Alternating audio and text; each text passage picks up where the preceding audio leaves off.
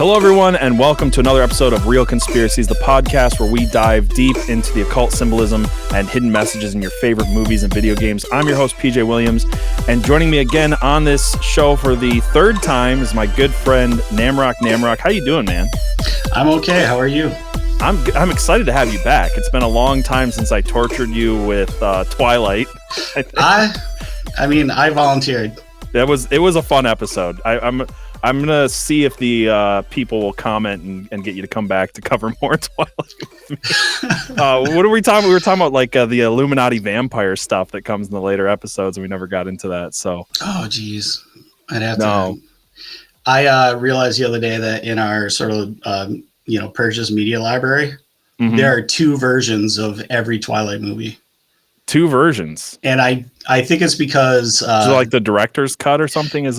So there's the standard version and then there's the extended version, and I can't tell the difference, and I don't know if my wife can either, and she's a genuine fan of those movies.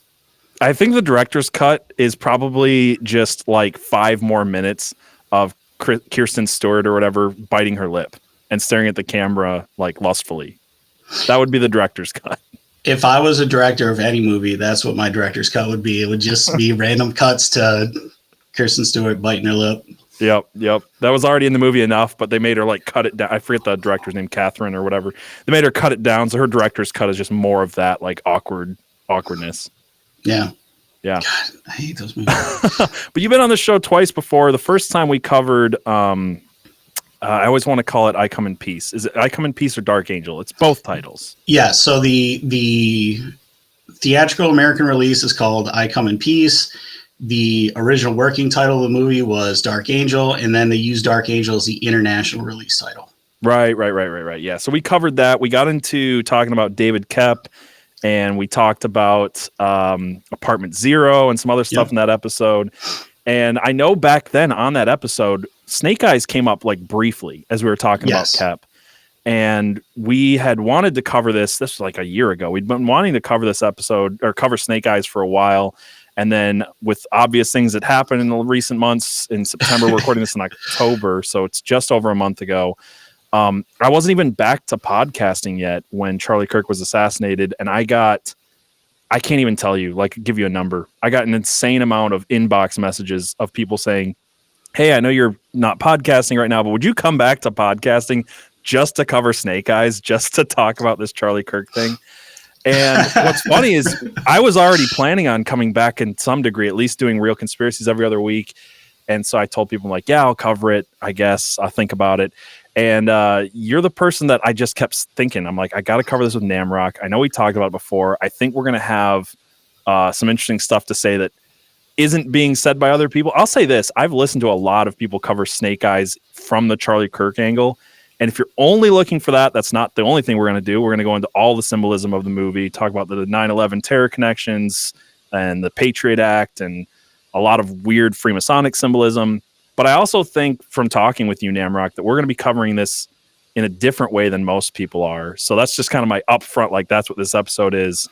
Well, yeah. And as the internet's leading expert on David Koepp being a demonic spook, I'm looking forward to this.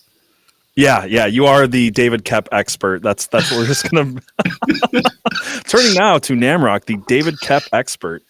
We'll talk about all that stuff. But yeah, for people who don't know, and I always try whenever I cover anything, if I can't say something that's at least somewhat original or is not, I feel like isn't being covered somewhere else, that's usually when I'll cover something. If somebody's covered it to death and I don't feel like I can add anything, I don't even really care that much to do it. So I do think we have something to say here. But for people who don't know, Snake Eyes is a 1998 American mystery thriller film, and this was directed and produced by Brian De Palma, who also directed Mission Impossible, the original Mission Impossible from 1995. He directed The Untouchables. He directed Scarface. Is there any other notable De Palma films that I should mention? Blowout, Dress to Kill. Yep, Blowout. Carrie, Christine. Oh, I forgot he did Carrie. That's right. I almost said Christine, but I think that was John Carpenter. I think that was John Carpenter. Yeah. But yeah, man, De Palma is, I have a genuine love for a lot of Brian De Palma movies. I think your average film fan, they're going to have at least one De Palma movie kind of like in their top 10 list. So yeah, he's definitely interesting. He's definitely a director who is genuinely into conspiracy theories. He is. Yeah, he's genuinely into it. And I want to come back to that concept because that love of conspiracy theories shows up in this movie in a couple of key places. And then you told me about Blowout, so I actually watched that recently, and that's another one where it's like it's basically the Zapruder film as a conspiracy movie. And there's literally a line where John Travolta's like, "Why does nobody care about conspiracy theories?" And he's just because you look like a nut. Don't care about the Zapruder film. The thing I love about Blowout is like it's entirely about the Kennedy family. You know what I mean? So like it takes the JFK assassination, mix it with the RFK assassination, mixed with the Ted Kennedy Chappaquiddick incident. It does. It's like all three in one movie, and it's a great movie. Like I think Snake Eyes in a lot of ways is a spiritual sequel to Blowout.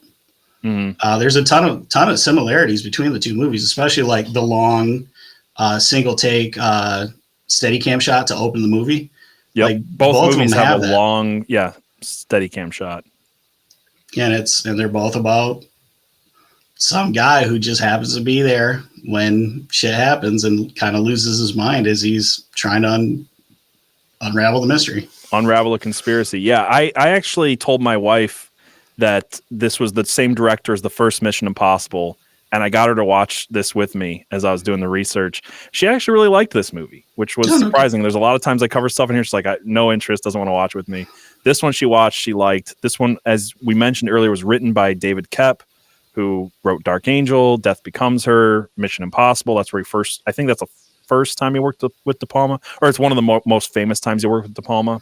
I think Mission Impossible was the first time they worked together. That's what I thought, yeah. And it was such a big hit, they wanted to work together again kind of right away. Yeah, and this was, 3 years after, so pretty close together. David Koepp also wrote the screenplay for Jurassic Park. This movie stars Nicolas Cage, Gary Sinise, and Carla Gugino. It's got a lot of names, but those are kind of like the big three. Yeah. Yeah. A lot of character actors you've seen in a ton of things. Well, I was going to bring that up. One of the character actors is Kevin Dunn. And yes. And Gary Sinise's character is named Kevin Dunn in the movie. Yes. So I read that like on set it was very confusing because it's like you have actor Kevin Dunn next to Gary Sinise playing a guy named Kevin Dunn. And it's like, which one are they talking about? I watched a video about it, and apparently when Kevin Dunn, the actor, showed up to check into his hotel, they gave him Gary Sinise's suite because it's a character. I don't know. Apparently the hotel has. I read that too. And then when they figured out what was going on, they like kicked him out. It's like, all right, you got to go stay in one of the cheap rooms. This is Gary Sinise's room. He's a star. Yeah. He did Mice and Men, man. Yeah, he did a Mice and Men. What have you done? Toy Soldiers or whatever? Yeah, you're. I always forget the name of that movie. The one with the little soldiers. Is that Small Soldiers? Small Soldiers, yeah. You know, David Koepp also wrote Toy Soldiers. Did you ever see that? I have not seen that one. So that's the movie about, it's got Sean Astin, the guy who played Sam in Lord of the Rings. It's about a boys' school that gets taken over by terrorists. Really? Yeah. Huh. I'll have to check that one out. So real quick, before we get further into this movie, I'm just going to go over the plot summary, let people know. I always suggest if you're going to listen to this podcast, go watch the movie. It makes it better. I will, like, if you're watching this on YouTube or Rumble, I'll put the important scenes that we're talking about, like, overlaid as we're talking about them as I edit this. But the plot summary for this movie is before an ecstatic crowd of 14,000 enthusiastic spectators for a big heavyweight boxing match, a bullet hits the Secretary of Defense, Charles Kirkland, out of the blue. With a front row seat to Kirkland's mortal wounding, corrupt Atlantic City homicide detective Rick Santoro must work fast to handle the explosive situation as his childhood friend and incorruptible U.S. Navy commander Kevin Dunn is about to take the blame for this outrageous security fiasco. But amid thousands of eyewitnesses and potential suspects, who was the mysterious suicide blonde who was seen talking to the politician? In the end, can Rick handle the more and more startling revelations? I remember when it came out, the trailers, I didn't really even understand what the movie was supposed to be about. I thought it was about maybe robbing a casino or something. The trailers were intentionally vague. And what's funny is like this movie's not what a lot of people think it will be, which is kind of a procedural whodunit. Like they give away who did it pretty early on in the movie. Well, and apparently De Palma's talked about it. Yeah. That was one of the big criticisms of the movie is like, shortly after the assassination, like they tell you who's behind it, but that according to De Palma, that's not even what it's about. It's about the relationship between these people.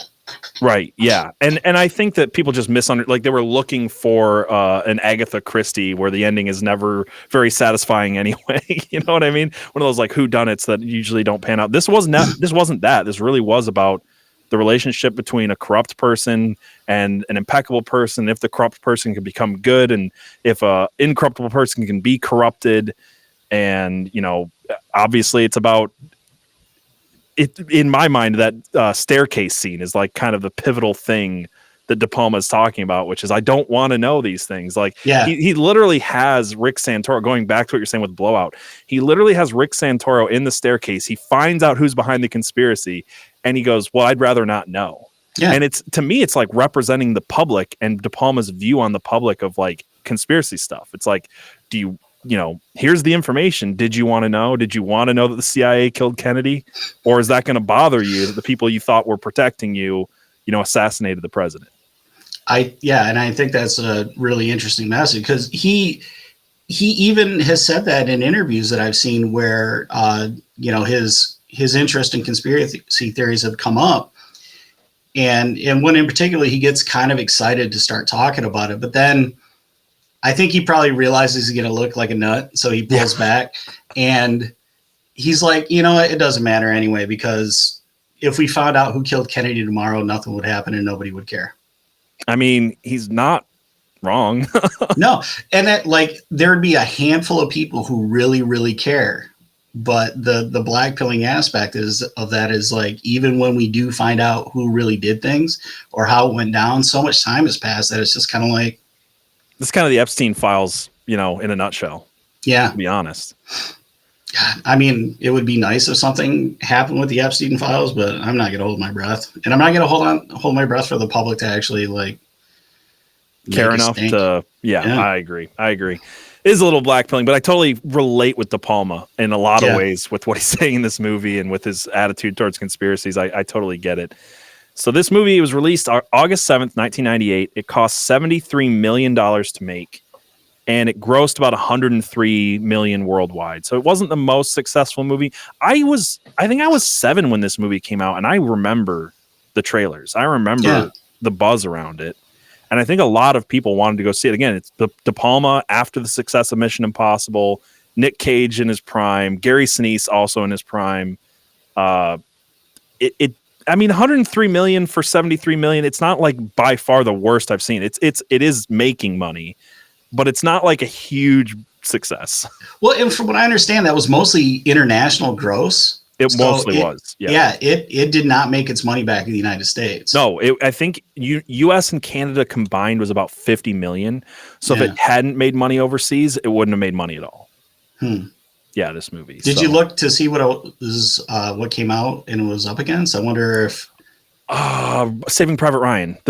Saving Private Ryan wasn't the same exact weekend. It came out a month before, but the weekend that Snake Eyes released, it still was only in second place to Saving Private Ryan, which had already been out for a month. So it didn't even. Yeah, so Saving Private Ryan was the big blockbuster of 1998 that just kind of washed this one away. And people went and saw that over and over and over again. Yeah. What's funny is I didn't know that till I did my research. And the day before I watched this movie with my wife, she was watching Saving Private Ryan. She'd never seen that movie before. Oh. And so she watches it. And then I'm like, oh, yeah, this is the movie that beat Snake Eyes in the box office. Let's watch second place now. So, yeah.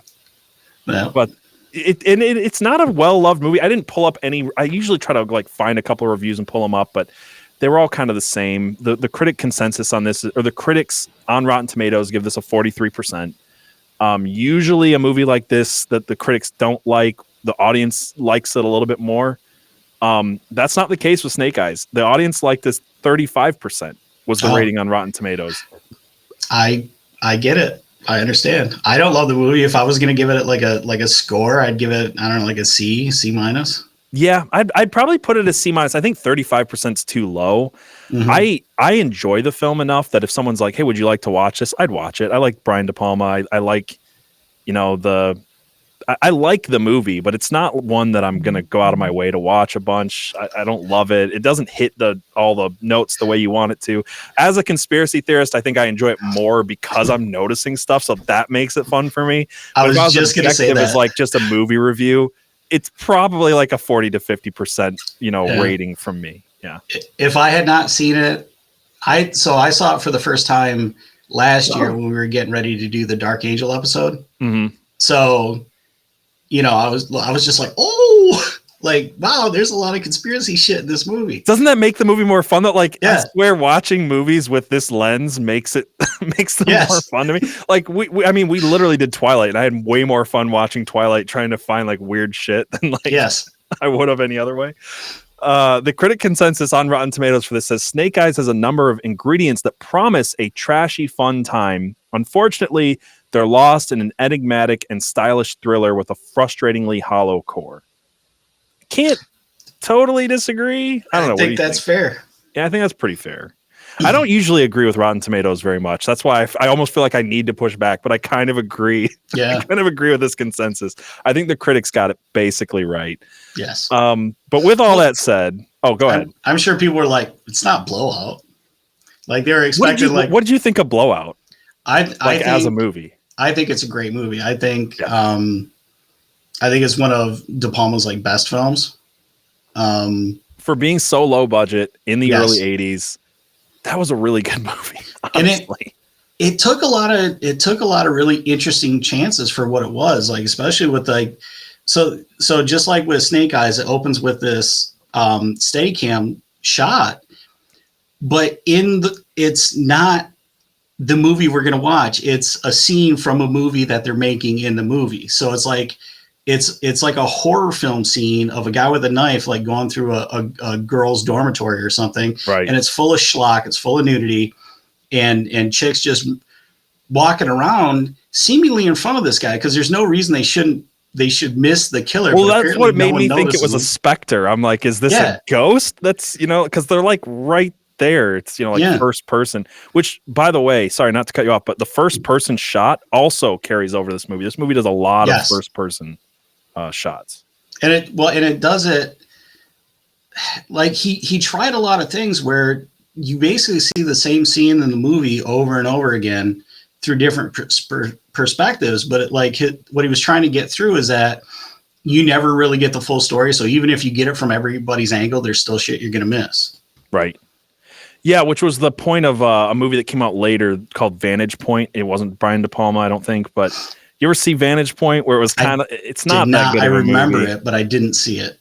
It's not that good of a movie, and it's heavy on the propaganda. I went back to try to watch it for this show, and I think I watched 10 minutes, and I was like, oh, I forgot that this movie's just propaganda from scene one till, the end of the movie. It's like just, bashing you over the head propaganda. But yeah, no, so Blowout, though, I don't want to spoil it for anybody because I would recommend it if you're interested. The ending is freaking wild. Yes. The ending is nuts. It's worth talking about. Maybe we'll cover Blowout at some point because there's a lot of stuff there. But I would say like Blowout was a better movie than Snake Eyes. I would definitely say that Mission Impossible was a better movie. I'm a big fan of Mission Impossible, especially the first one. De Palma's career is kind of like this, where he's got some of the highest highs, but then his mids and lows are I think he just takes chances though. Like this is why I like De Palma better than Spielberg. Because I don't think Spielberg takes chances anymore. I think he took a lot of chances with Jaws, which is why Jaws is one of my favorite movies of all time. And then he kind of like found his niche, and they all kind of feel like safe and, And sometimes I wonder if Spielberg would be considered as great a director as he is if he had like digital technology at the time. Because was he good at working around the limitations of the time? Or if he had CGI, would Jaws just be Deep Blue Sea? If he had CGI, Jaws wouldn't be good.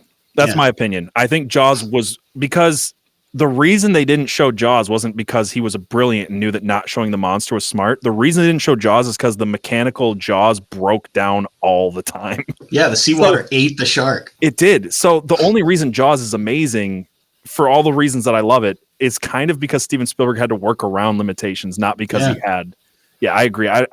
I'm glad that Jaws turned out the way it did because it is one of my favorite movies, but I also don't think Spielberg is as good a director as a lot of people make him out to be, even though he's done some of my favorite movies. Yeah.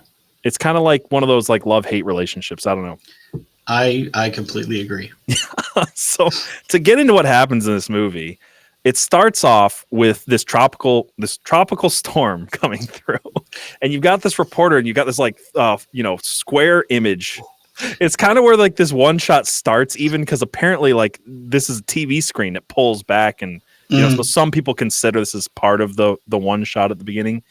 But it starts off with this reporter. She's standing out in front of this casino in Atlantic City, and she's talking about the Hurricane Jezebel.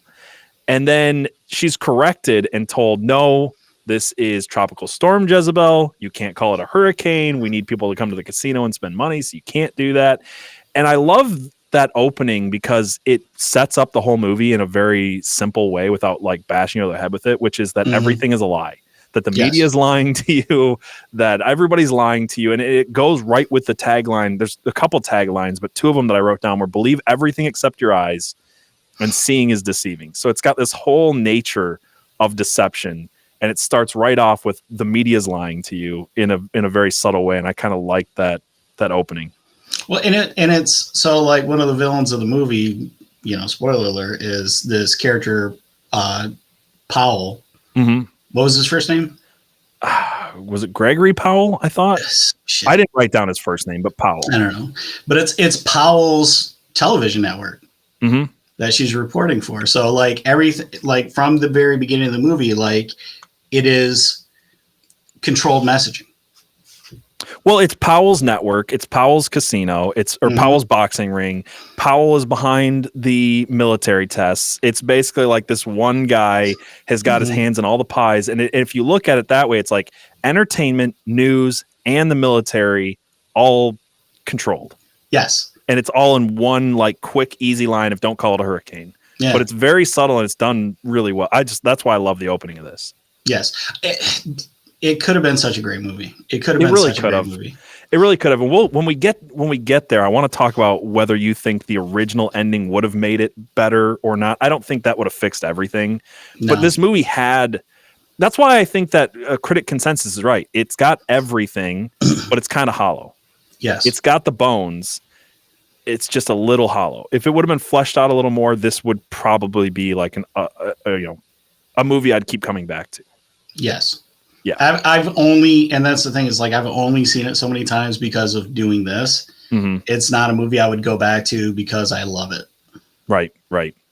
I will say the one thing I did love, the reason I liked this movie right off the bat was this huge Steadicam sequence. I'm kind of a sucker for that stuff. I love the long Steadicam, like single shot, and it's Nick Cage being the most Nick Cage. It's technically, according to some sources, 20 minutes if you include that. How it's filming the thing and pulls back. I don't think that really counts, but there's a couple of hidden edits that you can notice if you're watching closely. It still turns out that 12 minutes of that sequence was done in a single take, which is impressive. Yes. And it's Nick Cage being very Nick Cage. So when he like goes and does crazy stuff, you're just like, well, this is just, he's just running with it, Well, and coordinating that has just got to be amazing. Yeah. But because a lot of these actors, they do stage stuff too, so they know how to like work in real time like that. But still, like everything that could possibly go wrong dealing with film, like it's really impressive. It is impressive because this Steadicam does so much of the exposition without, again, just like that opening scene, it doesn't bash you over the head with it, but it's all there, right? So in the Steadicam scene, you've got Nick Cage. He's talking to his mistress on the phones. You know a little bit about him there. He runs into a bookie, so you know a little bit about him there. He runs in here. He starts off talking to the real Kevin Dunn, who's in the media, and he's giving away that parts of his corruptness, parts of how the media is corrupt. That's all right there in this scene. It sets up some of the mystery because you have to come back to this scene later and see it from someone else's eyes to see what was really going on the other side of that door with Lincoln Tyler and all that stuff.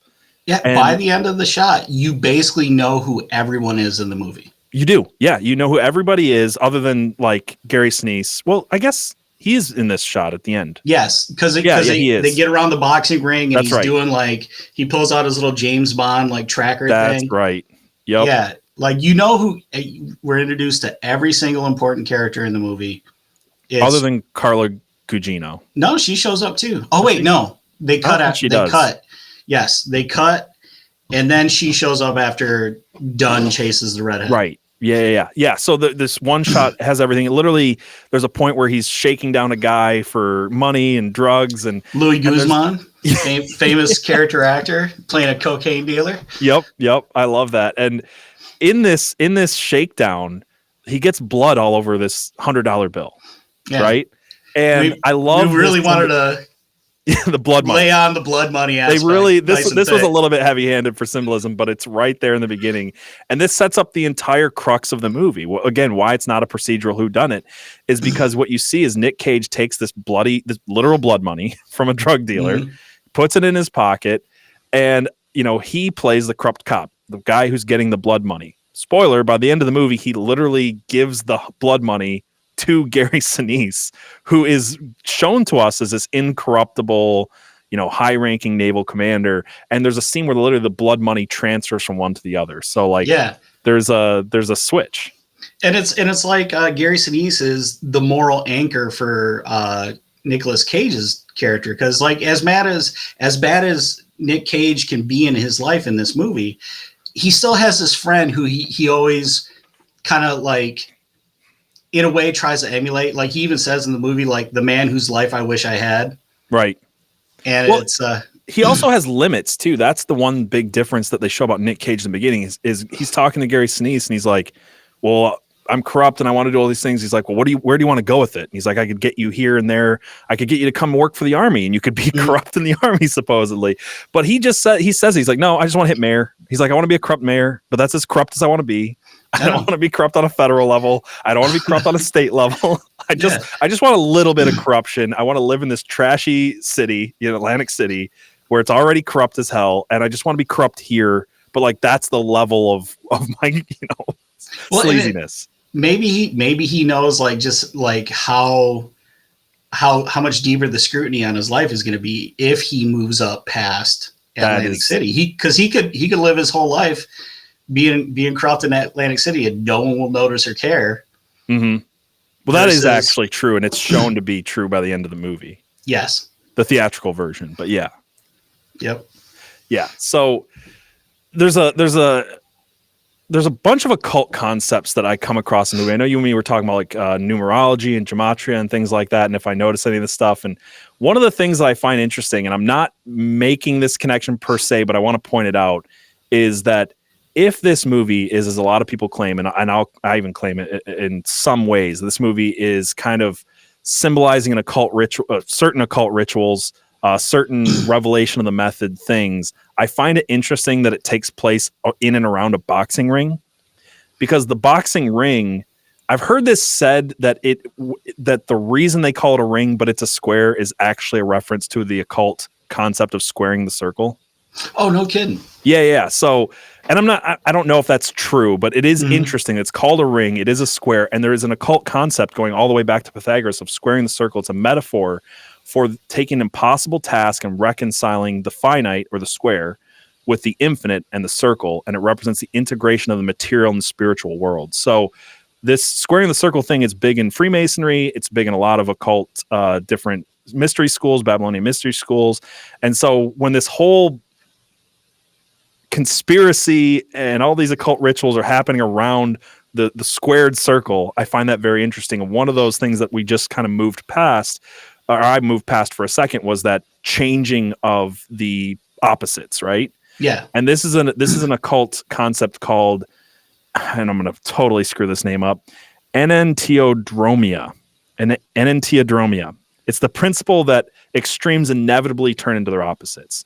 So this movie is taking that blood money. I mean, that's the themes of this film. It is the theme of the movie, right? The Yeah. theme is, Nick Cage is the corrupt guy, Gary Sinise is the incorruptible guy.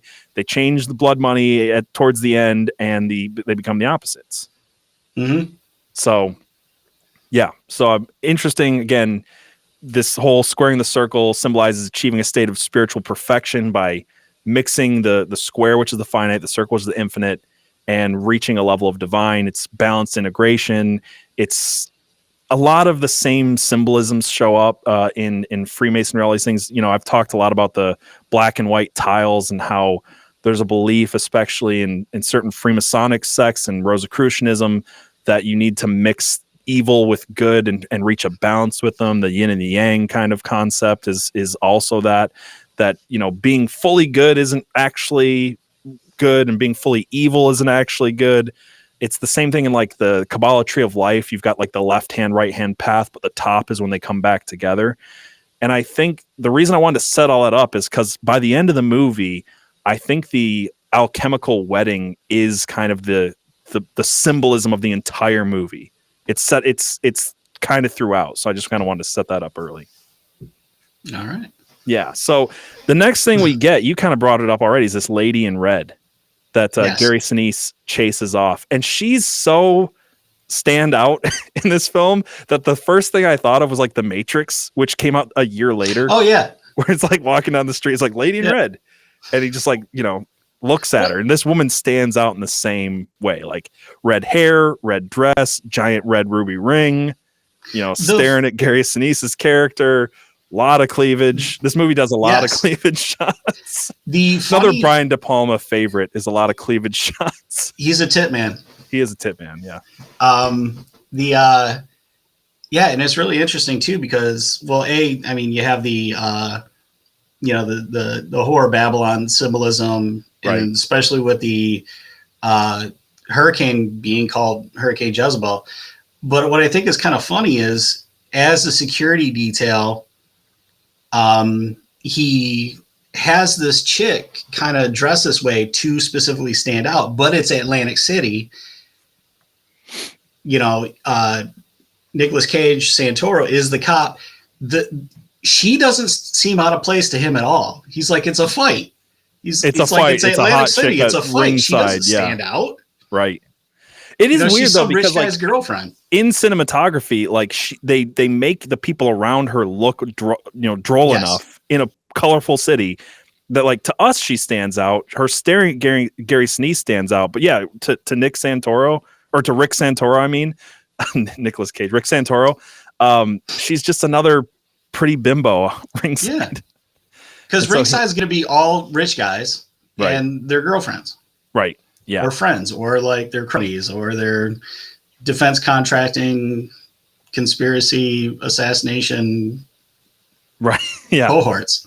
So I immediately my thoughts went to the same exact place. The Scarlet Woman, aka the Whore of Babylon, the spirit of Jezebel. It's all kind of biblical symbolism. In fact, I'll come back to the biblical symbolism because Brian De Palma says in an interview that he was specifically using biblical symbolism throughout the movie, and that's why the ending, he's so upset about the way they changed the ending, because it actually came to a biblical point. So the Scarlet Woman's, symbolizes, if you've read stuff about like Aleister Crowley and they're trying to do the rituals to summon the Scarlet Woman, the Whore of Babylon, she's the symbol of liberation and the divine feminine.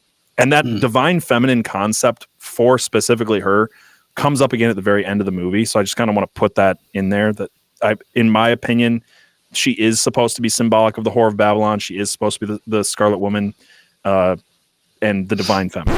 All right, guys, sorry to interrupt the podcast, but as I was editing this, I realized that I left something out of my notes, and I don't usually do this, but this time it was important enough that I felt like bringing it up, since it was something I wanted to talk about and it just didn't end up. I didn't end up getting to it. I kind of forgot about it, but it's impossible for me to look at this movie that's about conspiracy theories that takes place in a stadium full of rockets and rocket imagery everywhere, that brings up the Whore of Babylon, and to not think that this was in some way a nod to Jack Parsons. If you guys don't know, Jack Parsons created JPL, which made rockets for NASA, and Jack Parsons went with L. Ron Hubbard out into the desert to do something called the Babylon Working under the tutelage of Aleister Crowley, where they tried to do sex magic rituals in order to bring about the Whore of Babylon. And with this being such a conspiracy tied movie, and there even being a pretty plausible conspiracy theory about the FBI killing Jack Parsons, it's just kind of impossible for me to think this wasn't a nod to that in some way. So I thought I'd bring it up here. Anyway, I'll stop interrupting the conversation. Back to the podcast, right? So she's contrasted immediately by Carla Gugino's character, the woman in white. They call her like the suicide blonde or whatever, but she's stark white, dress and white blonde hair. And there's a lot of ways you can interpret this symbolism. What I found interesting is like the first thing you would think is innocence or purity. And I do think that's part of it. But I also found that like historically in a lot of storytelling, a woman in white is supposed to symbolize an untimely or violent death. Oh, and that's exactly what she does. She shows up, and the way that they do the editing in the beginning makes you think that she is threatening Charles Kirkland. And right after she meets with him, he gets shot in the neck, right? Like the first line that you can really hear Carla Gugino say is like, "You're going to be sorry." Yeah. Because when she first shows up, like her dialogue is very muddled because the crowd's freaking out and stuff. And, before what you just said about the symbolism of white being kind of like preceding a violent death, I always thought it was a little odd if she's supposed to subtly slip some secrets to the Secretary of Defense. She really made sure she stood out. Yeah, she really did though, right? Like she was, dressed to the nines, dude. Yeah, she's like, and that's the thing is like Nicolas Cage's character is immediately attracted to her and like coming onto her, and so just before what you just said, it seemed odd to me, but now the symbolism completely makes sense. Well, also like white, if red represents the Whore of Babylon, white would also it represent purity and virginity. And so you've got this like whole like whore versus the virgin thing going on. And I do find it funny that you point out he doesn't notice the whore because he's in Atlantic City. But the first thing you notice is this woman's out of place. This woman is pure as the driven snow. She's, she represents the virgin or whatever, the whiteness, the innocence, the purity. And so like she stands out to him right away. He makes a really crude joke about like needing 10 seconds in the bedroom with her. So yeah, she's like, I'll only be a minute. He goes, "Me too, baby." Yeah. It's a good joke. It was funny. And then the last thing I want to talk about before we talk about the Charles Kirkland shooting real quick, there's this weird thing that happens and I couldn't make a ton of sense of it exactly. So there's the lucky number 7 girl shows up. She's the third girl in this scene. And it's so weird because he gives her his business card and he's like, "Hey, I could help you get onto TV or work in the casino or something." Right. And he gives her his card and she calls him right then. Immediately. Ringside, round 1. Lincoln Tyler's getting the shit kicked out of him supposedly. And the crowd's going ape shit. Like everybody's freaking out. And that's when she decides as a ring girl with the 7 whatever to call him. And he looks up at her and it's the big number 7 with the all-seeing eye above it. Yep. And I'm just like, and the 2 Miller pillars. Yeah. Between the 2 pillars. Her. Yes. And then the ring rope very cleverly blocks out the shooter. If you notice that, like, because at that point, the shooter has already kind of busted through the eye in Miller to take a shot, right? But and that had to have been like a David Koepp contribution because as a writer, he was probably like, well, we need something to distract Nicolas Cage as the assassination is taking place, because I guess it's just not good enough to have a hot lady, in all white and a short skirt sitting right next to him while he's got $5,000 on a fight. Like we needed this other thing.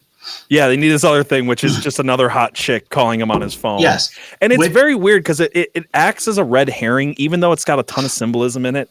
Like it does. It's got the 7. It's got, numerology. It's got the all-seeing eye. It's between 2 pillars. Distracting chick. And at the end of the movie, I'm looking back at this scene. I'm just like, this just felt like a red herring in every way, because this whole thing about her never pans out. Yes, you expect it to come back up, like maybe she was part of the conspiracy, right? But no, it's there purely for a distraction, so we can get that number 7 underneath the all-seeing eye with the pillars behind it. Right. Yeah. And that was what I got. And then right after this, after Rick Santorum's distracted by a third beautiful lady, this is where we get the Secretary of Defense shot in the neck, in front of 14,000 people. Mm-hmm. And this is where everybody's talking about this coincidence, because his name again is Charles Kirkland. Mm-hmm. And there's been no shortage of podcasts and crazy things to come out about it. So before I bring up some of the articles and the connections between Snake Eyes and the Charlie Kirk assassination, like a month and a half after the assassination, what's your opinions on like what happened that day? I know everybody's got theories and opinions and stuff like that, but like what's your take on it? I'll say this up front for people who want. We're not actually going to like deep dive the entire Charlie Kirk, every single little detail thing. That's not what this show's about. But just without doing that, like, what's your opinions on the assassination? I think that it is more than likely that there's a conspiracy involved with the assassination of Charlie Kirk. It's equally as plausible that, some crazy leftist with a trans girlfriend shot him, because of, I don't know, apparently Charlie hated trans people or something.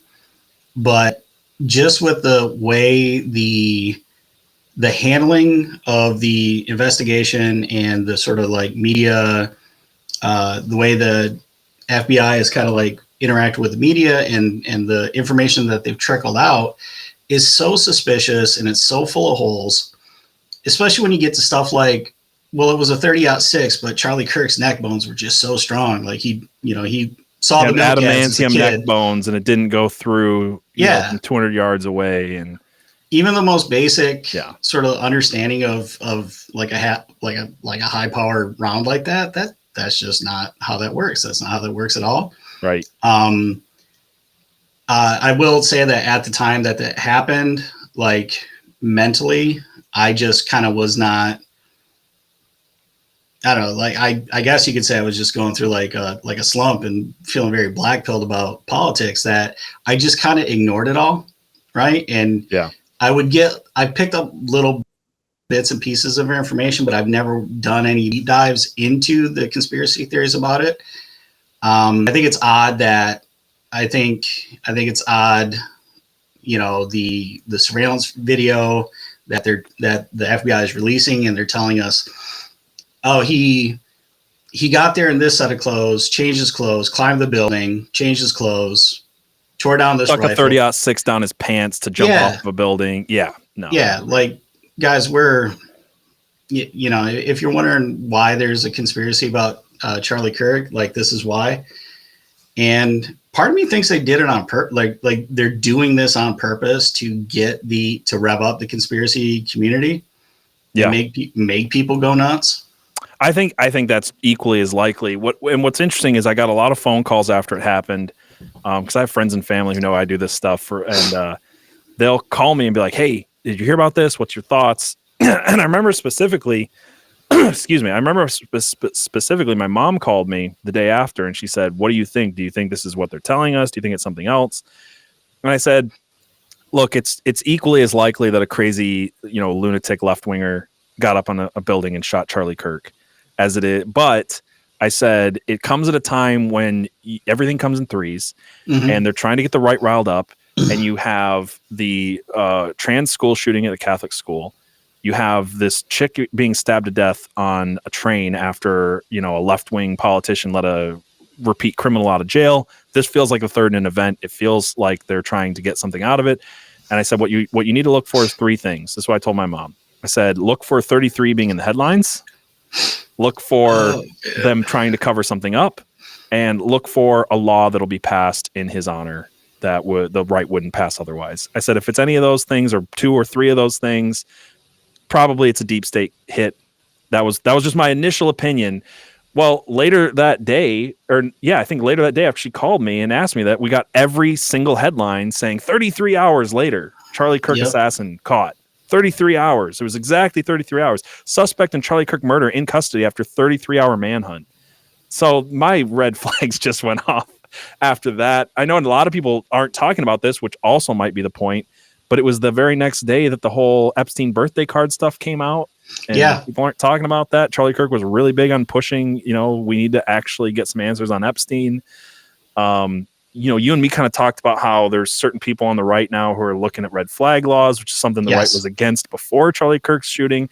So it kind of does have all three indicators to me of a deep state hit. But outside of that, I don't know the details, but outside of that, my quick initial thoughts and why I'm the same as Namrok on this, where I haven't really wanted to look into it. I felt blackpilled by it. It's hard for me I haven't felt the need to go do an episode breaking down the videos and footage and stuff like that. Is basically this. It breaks down to this. My thoughts are that the deep state or someone killed Charlie Kirk. And that after his death, as a Christian, I saw a lot of people say, hey, did you know this Charlie Kirk guy was always talking about Christ and sharing his message and all of this stuff? And it felt like, okay, so someone evil, deep state, lunatic, leftist, doesn't matter, kills a guy whose life, I'm not saying Charlie Kirk's perfect or whatever, but his basic idea was to have conversations with people, and in a place where people don't like to have conversations outside of the academia, correct opinion stuff, was to go there and challenge people on their opinions, and at the end of the day, share the gospel. So as a Christian, I'm like, what better way to honor this guy, no matter who killed him, the deep state or whatever, than sharing the message? And instead, it felt like everybody just chose the black pill. They went right to his wife is in on it. He faked his own death. It was all AI videos. And it just, I'm not even saying that none of that's possible. Anything's possible with the crazy stuff that we've seen and covered. I just personally just felt too blackpilling for me. And I was like, I just would prefer no matter who killed this guy, his life was about Jesus. Let's share that message. As a Christian, that was what I would have preferred than to everybody start attacking his wife and all this crazy stuff. So for me, it's been hard for me to care. It's been hard for me to look into it. Well, and because if you do look into it, you got to watch this guy die over and over and over again. Yeah. And I guess I just don't have the constitution for that anymore. I saw the video once, and it was enough for me to believe it's not AI.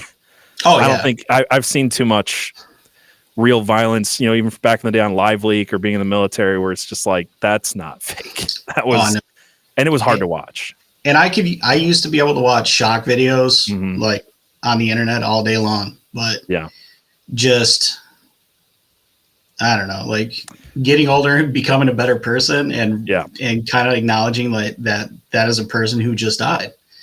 And it just doesn't, like, I can't do it. That's exactly it for me, though. It's a person that died. It's tragic. It sucks. I don't want to take the black pill. I would prefer, as a Christian again, to see people say, hey, I didn't know who Jesus was, but Charlie Kirk talked about him. I'm going to go to church. There was a lot of tweets like that. So for me, I'd rather just stay there than like go down this black pill rabbit hole. It just doesn't interest me. And I'm not dissing people who are interested in getting answers on this. I'm just saying you're probably not going to get me covering this stuff deeply. I know my friends at Strange Sauna have done a really good job on going into different stuff. If you guys want to find those, they're there.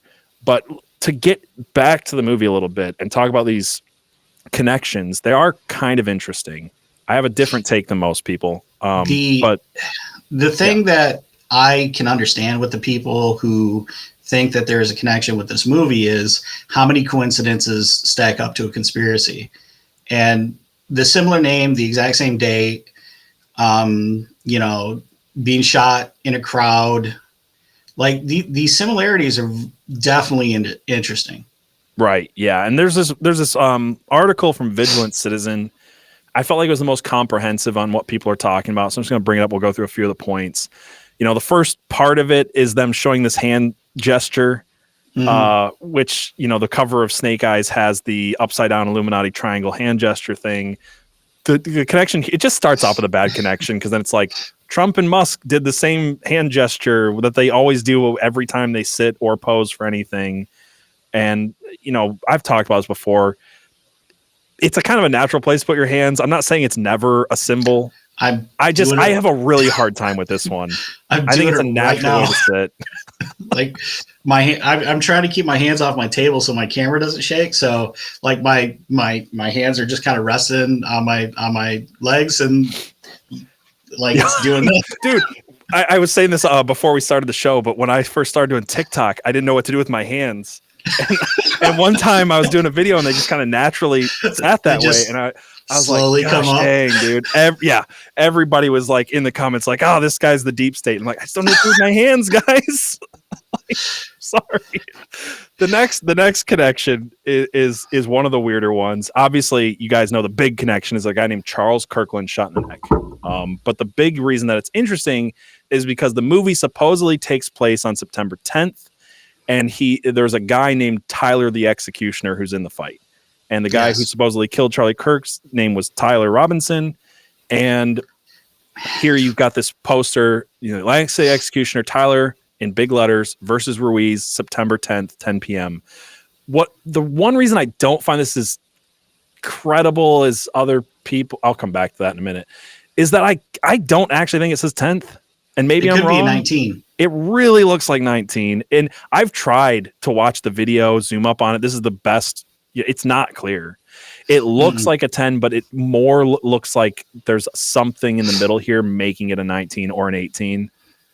I don't think it's 10th, personally. Man, the more we dismiss this, the more people are going to be like, yeah, they're in on it. People will be mad at me. I don't really care. But going back to the point, the reason why I understand why people think that there's a conspiracy here, and there is. I'm not saying there's not a conspiracy here.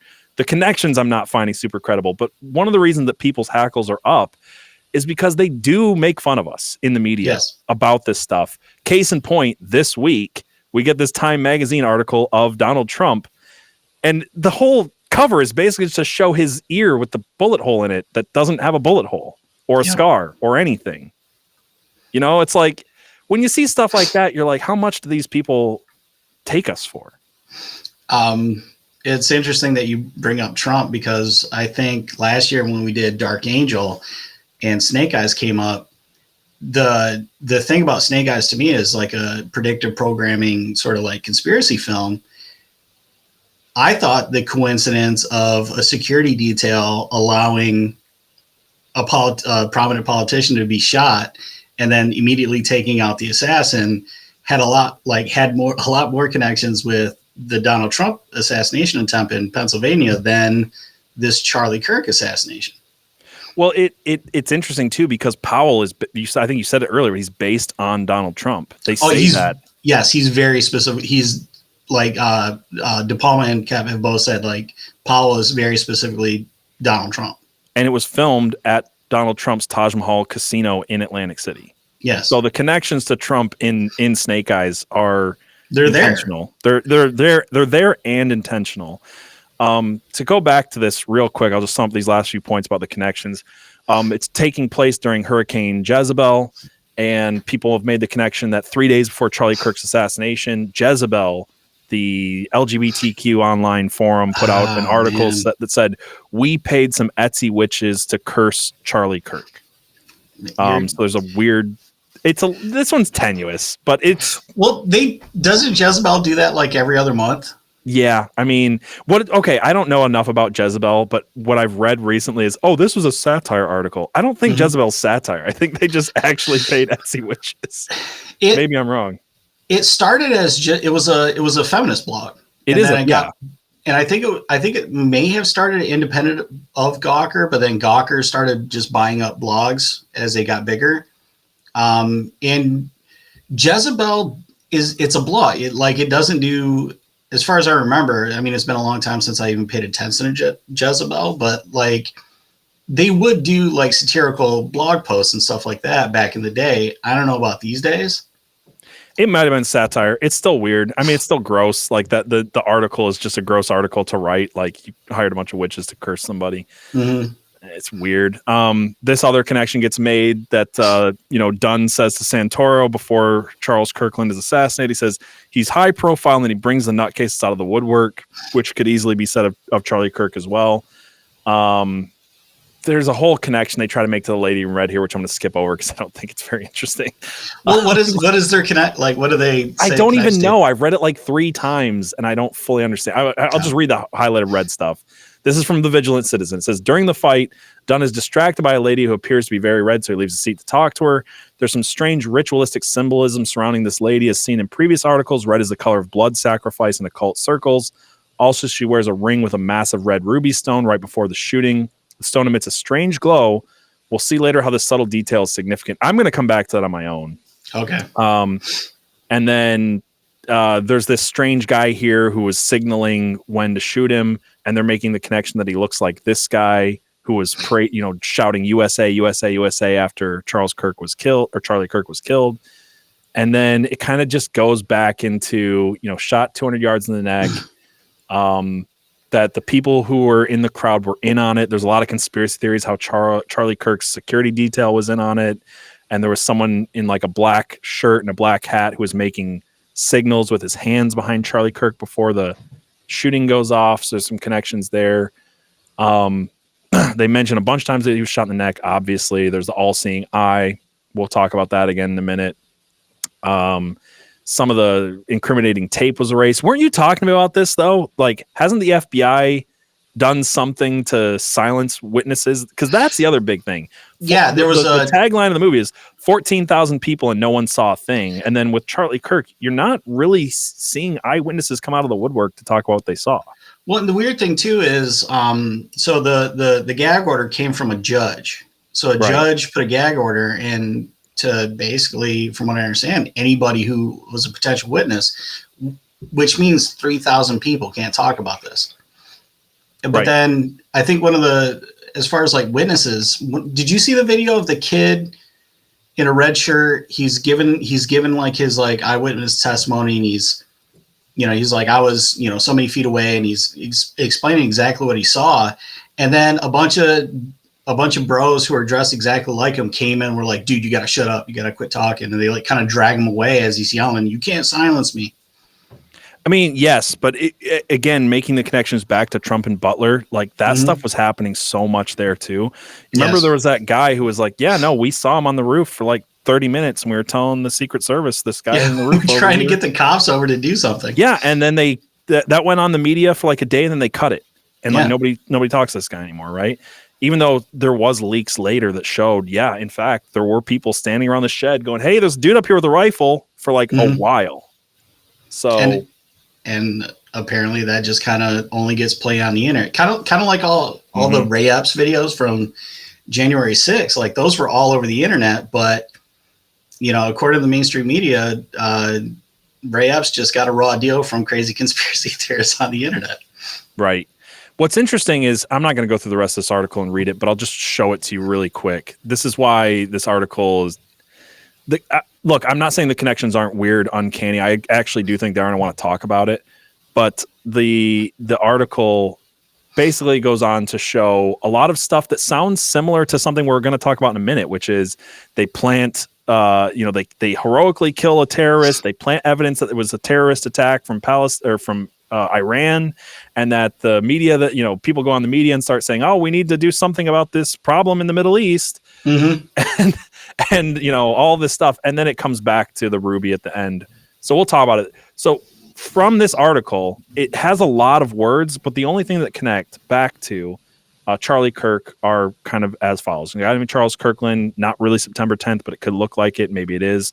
And, shot in the neck, nuts come out of the woodwork for this guy, connection to Trump with the Taj Mahal. There's enough weirdness there that I'm not trying to dismiss people that are finding something here. But what I do want to kind of clear up and give an alternative theory to, because I don't just want to like tell people they're stupid or whatever, because I don't think they're stupid. I don't want to tell people they're stupid and then give them no other alternative theory to why these connections might be there. But I do get a little bit annoyed when people are talking about words that they don't understand. People are talking, people call us Masonic theater. And, the idea of Masonic theater is that the elite stage public events as ritual demonstrations, and then they embed symbolism into structures and timing and stuff like that to reveal cosmic and occult principles. That's the textbook definition of Masonic theater. The reason I do think this movie shows Masonic theater is because, and I've covered this in depth before, because it does, but it's not with Charlie Kirk, right? Masonic theater would be the idea that, hey, you know, the Twin Towers, they represent two pillars, and they were taken down and they came back up as one pillar. We see this exact same symbolism in tons and tons of movies, including this one, including Back to the Future, tons of other examples I could give you, because that's Masonic theater for the alchemical wedding. The two becoming one, the pillars of Joachim and Boaz being torn down and raising up a third central pillar, reaching the top chakra. It's that symbolism over and over. That's what Masonic theater is. So Masonic theater would be when a public thing represents a Masonic ritual. So I don't see that with Charlie Kirk. They call it predictive programming. Predictive programming is also very similar, very explicit. Predictive programming example would be movies like Contagion and Outbreak. It's the media using fiction to make the populace accept a future event. That's what predictive programming is. Contagion showed a world where a deadly virus forced people to lock down and trust their government. Outbreak, deadly virus, you need to lock down or you'll kill everybody. That's predictive programming to get you to accept something. Yep. I'm having a hard time seeing how showing a Department of Defense secretary killed in 1998 gives predictive programming for the public to accept that a very public figure who's had violent threats against him for years got shot. That does not equate predictive programming. I think, and that's like my opinion as far as like there's definitely interesting connections, but I think this movie's predictive programming. Yeah. And I think the Charlie Kirk stuff is mostly coincidence. It's a huge stretch. The most interesting thing about this movie, as far as, you know, the Masonic theater and the predictive programming, is this is basically 2.5 years before the beginning of the War on Terror. I think there's way more symbolism in predictive programming for that, for 9/11 and the USS Cole, and what we actually went into at the top, like shortly after this movie came out, than anything to do with Charlie Kirk. Right. That's exactly my point. I want to come back to that because that's the main driving force behind this movie, I believe, is predictive programming around the War on Terror. And I think it's Masonic theater around the concept of the two pillars becoming one, which is also 9/11. Which is what happened with 9/11. Which is also 9/11, right? But what people really mean when they're talking about Charlie Kirk, they're not always using the right words. And I'm not trying to diss people. I just want to give people information. So what they're really trying to say is revelation of the method, which is that when people in power reveal their intentions, their plans through media or other means as a way to subtly disclose the truth. Basically, the idea is that if you were selling apples on the side of the road and you put poison apples and people are like, oh, that's a cool brand name, poison apples. And then they buy it and they get poisoned. It's like, well, I told you. That's revelation of the method. That's what they mean with Charlie Kirk. It's a very different thing. My problem with all of this is that you would have to believe that Charlie Kirk, when he was 5 years old, had his whole life planned for the next 25 years in order to be killed on a specific date at a specific time in a specific way, in a way that like everything is scripted down to the most minute details. The butterfly effect doesn't exist. And in my opinion, to believe that much control from the deep state's giving them way too much credit. And it's also, I like to call it satanic Calvinism, that like everything is predestined and planned in such a very specific way. I just have a really hard time believing that. That's why I don't think that's what this movie is. I don't think it was a very intentional plan that Charlie, and I've heard people literally say this, that Charlie Kirk was raised by the deep state and that his whole life was planned out so that way in the year of the snake, 2025, Snake Eyes, right? That's the other connection. That in the year of the snake, 2025, he would be killed in this very specific way, and they had to give you the revelation of the method in a movie with Nick Cage in 1998. I don't believe that personally. Alternative theory, like they have like an archivist at the CIA or wherever that is like, hey, how can we make the crazies go nuts? Like, what's some old shit that we can like, dude, this new that I believe though, because that I could believe there might be something there. And so somebody's like, hey, do you remember that movie we made with Nicolas Cage at the boxing match? How can we use that one? Because we're like, we don't need to put money into a new movie. We already have this. this wouldn't be that wild if you understand how CIA and Hollywood work together. Quick example. There's a guy named Chase Brandon. He worked for the CIA. He was a liaison to Hollywood. And he went to a TV show and he said, hey, the CIA, what if you wrote a show where the CIA all of a sudden really needed funding? Yep. And there was a terrorist attack that got the public on board for the funding. And they came up with the anthrax thing on this TV show. And then it happened in real life. So yeah, I do think that's a more called? The Agency. The Agency was the name of the show. And so that I have a much easier time believing. I want to throw out one quick thing and then we'll get back to the movie, because this is a concept I've been trying to talk about for a long time. I did a really deep dive a year ago or so on the Illuminati card game. And I also don't believe that they predicted I don't think that that's Masonic theater exactly. What I think is more likely, and I've been trying to say this, is I believe that there are events in the future that are so strongly tied into our memories that time doesn't work always linearly. That like things in the future have a strong enough emotional connection to us that they can echo into the past. And there's actually some scientific studies that have been done on this. It's a thing called retrocausality, right? There's this guy named Daryl J. Bem, and he did this study in 2011 called Feeling the Future. He ran 9 experiments with over 1,000 participants, and all but one showed evidence of the future affecting our past, right? He did this one called precognitive detection. And in this, he put up 2 images, and they covered them in squares. And one would have a neutral image behind it or no image, and the other would have an erotic image behind it. And they said, pick the one that you feel, called to, and more statistically significant difference between people picking the erotic image. Chance would be 50-50.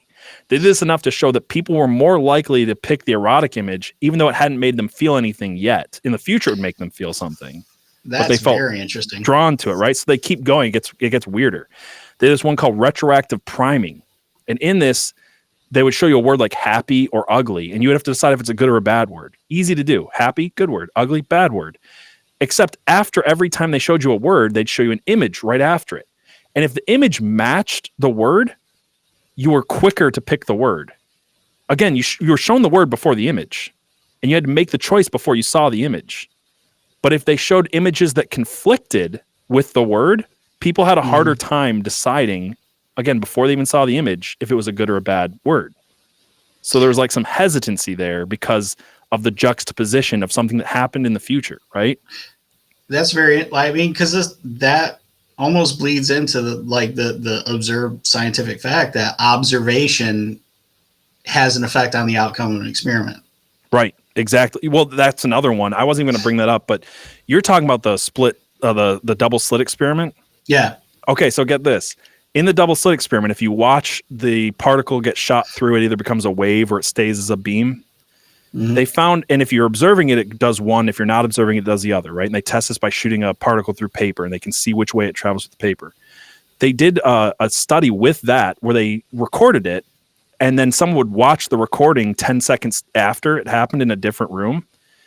If they recorded it and no one watched it, even though they were going to watch it in the future, it acted as if no one was ever watching it. If they watched it in the future, it would act as if someone was watching it in the present. That's some spooky stuff, right? That's spooky. You've got this one called retroactive habituation. In short, they showed disturbing images to test for stress. And they already knew this from other tests, that if you see a lot of disturbing images in a row, you have less of a stress response by the end. If they show you a disturbing image and then 99 happy images, you would have a stress response at that disturbing image. But if they show you a disturbing image followed by 99 more disturbing images, the people who saw all the disturbing images, they weren't even registering a stress response at the first one, showing that they were desensitized before they saw the other images that would desensitize them. And then the very last one, sorry, I'll just bring up this is fascinating. Because I'm immediately thinking about like the MK Ultra sort of like programming type stuff where they do, like they basically just would drug people and abuse them to see what would happen. Can we get people to be desensitized to violence to the point where we can make them do violence? Right. You know what I mean? Yeah. This is the last one in this study. It's called retroactive facilitation. And in this, they would show people a long list of words. They'd give them 20 minutes and they'd test the recall on the words. Then they'd come back a month later, and this is all random computer generated. That's the important part. Random computer generated to give them 100 words.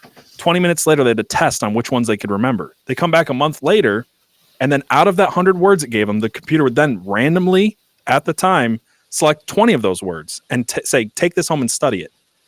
But they took the test a month before. But the people who studied those 20 words, those were the words they remembered a month before. Statistically provable retrocausality. And the reason I think this is so interesting is because I don't actually think every time it's always predictive programming, revelation of the method. I think that that's absolutely the case in this movie, as we'll make the case in a minute. But I want to bring up two examples really quick from the past that have no connections to CIA or Hollywood or any of this stuff, right? We've got Futility, The Wreck of the Titan. This was a book written in 1898 by Robert Morganson. It was about a colossal, unsinkable British ship, that ship liner named the Titan, and it sinks after hitting an iceberg on its maiden voyage, and it results in a high death toll because of insufficient lifeboats. 14 years before the Titanic happened, this guy wrote about it. Yep. There's this book called The Narrative of Author Gordon Pym of Nantucket. It was written by Edgar Allan Poe in 1839. And in this story, he talks about a desperate crew that resorts to cannibalism after being stranded at sea. The victim that gets eaten by his crew members is a young cabin boy named Richard Parker. This is written by Edgar Allan Poe in 1839. In 1884, there's a yacht that sinks. The 4 survivors are facing starvation. They kill and eat a 17-year-old cabin boy whose name is also Richard Parker. That's very interesting. And so I just wanted to bring that up as an alternative theory to maybe there are some weird connections here, especially because you've talked about David Koepp before, who wrote this. Yes. And he is definitely a spook. He's a spook. He's into some weird stuff. But you told me he's always taking naps and getting inspiration from things that are like... Yeah. So that's the thing too, is like his writing method, especially when he's stuck, is to just go to sleep. Right. According to him in interviews. So he'll take a nap and he'll wake up and kind of have a flood of ideas and start writing. Right. And and he's definitely an interesting character. Probably don't need to get distracted with his whole history right now, but it's weird. But my point is, I just think it's at least somewhat plausible that sometimes people have ideas that they think are original, and it's just because it's tied to such a strong memory in the future. Because no one's going to forget Charlie. I mean, the Charlie Kirk thing, it's 2 months out. People still talking about it. It was national, global news. You know, we'll remember this for a long time. So is that connection strong enough to have that retrocausal effect when like little things like words a month later, studying words a month later, you'll remember them better in the past. Like it's weird stuff like that. There's a ton more retrocausal things, and I might do an episode on Dark Ocean if people are really interested, because I found so much stuff, but it's a concept I've been trying to talk about for a long time. And then I finally found the studies and the words to kind of put it into something. So I want to at least put it out there as a possibility for this. I think the couple of connections to Charlie Kirk, that's more likely to me than they raised Charlie Kirk in a facility to die 27 years later to fit a movie from that nobody watched. To me, that's a weird one. That is kind of a stretch. Yeah. I mean, there are people who do believe though that there are a lot of these significant public figures are just kind of created and programmed from birth to be the people that they are. I think that's true though with some people. I mean, Courtney Love is one of those examples. Oh yeah. That's why again, I hope people don't think I'm like dissing you if you think differently than me. Like Namrok said it earlier. We've seen so much crazy shit doing this. That's like everything's kind of possible. Like I could be totally wrong, but I don't want to give that much credit to the enemy, to the deep state. I don't think that they're that powerful. And ultimately, the message that I think we're getting at here is there's something here. There's something here with this movie. There's something here with the people who made the movie. I'm just slightly more skeptical that it connects to Charlie Kirk than other people are. I agree. So let's get back to the movie. The next thing that we see after Charles Crogan's shot in the neck, Carla Gugino gets shot in the arm. People are running. All this crazy stuff is happening. And there's a scene that also has a lot of just overt kind of occult symbolism. And you pointed this out to me right away. She goes into the bathroom, and you got this lady in white, and now she's taking off the white. Her innocence is gone. She gets dressed in black, and she's in a bathroom on checkered tiles, the black and white Masonic tiles, sink full of blood and water. It's got like this whole kind of initiation ritual symbolism for it. And to me, it's her initiation into reality of the occult, of conspiracy, because she shows herself throughout the movie to be naive and innocent. Right. And in this is the first time she's like, oh, shit's way deeper and darker than I thought. And she has that initiation ritual, or that realization moment on a checkerboard floor with a sink full of blood and water, which is, portal imagery. It's got all kinds of imagery. She's wiping off the blood that she was just kind of initiated in. And, and it's like, it's sexualized. Yeah, I mean, she's in her bra. She's again those famous cleavage shots from De Palma. Her blonde wig is gone, and she's like stripping off like her white clothing, and she's about to put on this black satin jacket. And as the story progresses for her character after this, she basically immediately starts using her sexuality to try to like get herself out of this situation. Right. So she goes from the innocent, pure virgin symbol to someone dressed in black who's been initiated. Her glasses are also broken, and so her sight, the way she viewed the thing she viewed the world through is gone now. Yeah, she basically turned into Velma from Scooby-Doo. She does. Yeah. But and I was curious if there was something, like if you saw something there with now her vision's blurred. I mean, my guess is just that the world is way more complex than she thought it was when she was looking at it through her innocent glasses. It also does like this really interesting thing where she's always kind of like got like this sexy sort of like this sexy wide look. Yep.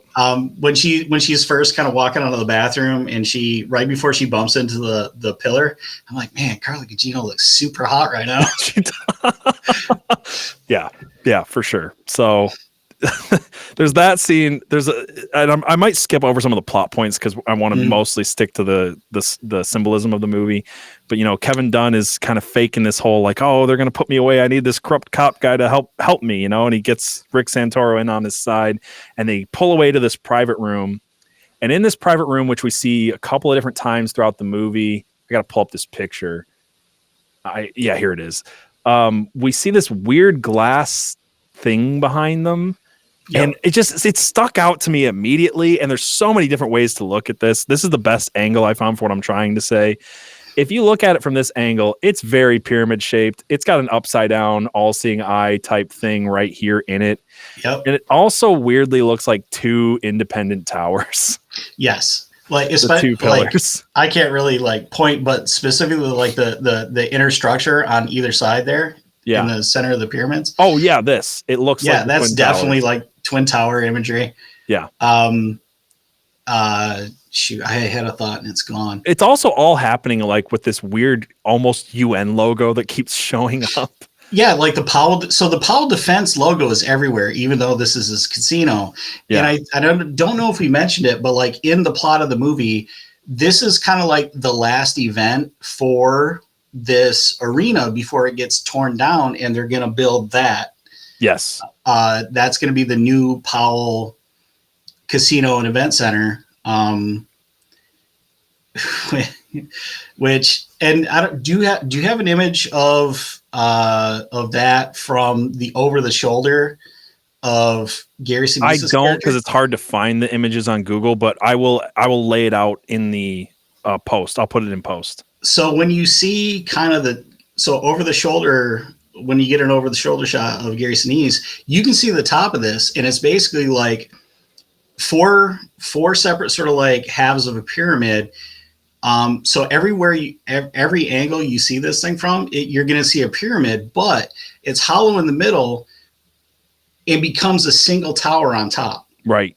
Yeah. The two pillars becoming one imagery, and the freaking all-seeing eye imagery. It's all right there in this thing, and they love to come into this board. It looks like a UN boardroom with like almost exact UN logo with some stripes over it. Well, and then this whole thing, it's just really weird. I'm curious too about like just the point, like what the idea was, where so the table kind of ends in the wall, but like is continued in the painting of the wall. So like the table Right. goes on in the distance forever. It's kind of like a portal almost, like it's Yeah. just going into forever. It's interesting. I mean, it's really no wonder that people watch this movie and they're like, oh man, like, oh shit. Do you know what's been annoying about researching this movie right now is that no matter how you search, because people used to talk about the connection that we're talking about, Yes. right? The 9/11 connection. If you try to find any blog, article, video, anything Charlie Kirk, about man. it, you could type in Snake Eyes, War on Terror, 9/11 Twin Towers, and you'll just find Charlie Kirk. Yes. It was like it is completely saturated what I think this movie's actually saying and doing. I was trying to find videos of David Koepp specifically being interviewed about this movie because the guy he's very in love with himself. He loves talking, loves giving seminars and interviews about what a great writer he is. I couldn't, because of the Charlie Kirk thing, I couldn't find anything. It's totally saturated. And that goes back to your theory earlier that they kind of want to push some of these theories to throw people off because they're not covering these theories up. Wikipedia mentions this theory. IMDb mentions this theory. You cannot find a single thing on this movie without it redirecting you to the Charlie Kirk conspiracy stuff. That's not something they're trying to cover. That's something they're trying to put in your face. That's interesting because a lot of times when a conspiracy is on the money, they make it really hard to find the information. And they call you dangerous and they label you things and they block and censor. This is not blocked. I mean, it's not only not blocked and censored, it's forced in front of you over top of anything else. Yeah, the algorithm really wanted me to know what people thought of Snake Eyes and Charlie Kirk. Yeah, same. But yeah, there's so many 9/11 connections in this movie. So let's just talk about it. I mean, one of the things that Gary Sinise's character keeps bringing up is this thing called he calls it the Renville. I couldn't hear him exactly. It's Renville, I think. Yeah, Renville. So the USS Renville. Incident. There's not an actual Renville incident, but you point out to me that this sounds a lot like what happened to USS Stark in the Gulf. Yes. So in 1987, there May was 17th, 1987. Yeah, there was an incident where an Iraqi plane fired on a United States ship. So this is the middle of the Iran-Iraq war where, we're officially allied with Iraq, but like providing weapons to both sides like we like to do. And our sounds ship a lot like the what's that ship in World War I? The Lusitania? Lusitania. Yeah. Sounds a lot like that. Yeah. Like, so we, as far as I understand with this Stark incident, Iraq was just like, oh, we're sorry. And kind of nothing. Yeah. 37 United States naval personnel died from this attack. Iraq said, oops, we thought it was an Iranian ship and we didn't get the green light to go to war. You kind of brought up before to me that you thought that your opinion, at least when we did the last movies, you said you thought that this was them trying to get us into this Gulf War. And it just wasn't enough for the public. So we just accepted Iraq's apology, moved on. And then you guys can see through all of 90s movies and politics, there was a real push to try to get us into the Middle East. Yes. Well, and that's what I think is interesting about the, kind of ignoring this, ignoring the Stark incident, which I guess maybe De Palma had in mind for the connection here, because it was an incident that actually happened. Like, it was missile strike on a U.S. ship. Like, a similar number of sailors died to what Gary Sinise says in this movie. However, just a couple years after this movie comes out, we have the USS Cole incident, which was a very big. Sorry, I didn't mean to misrepresent you. You meant the USS Cole one was. Yes. Okay. So a couple years after this, we have the Cole, and the Cole, it happens during the Clinton administration, and it's just kind of like, look, guys, looks like there's going to be a war on terrorism. There's nothing we can do with these people but go to war with them. Like, look at this, they're paddling out and bombing our ships. That's how motivated they are to kill Americans. In the movie, that's Gary Sinise's entire motivation is his experience with this missile strike and having to like close bulkheads to keep the ship from completely sinking. He was directly responsible for the deaths of a bunch of sailors. And he's like, if we had a missile system like this one that Powell's developing, we could save all these like we could make sure that none of our guys ever get killed again. Mm-hmm.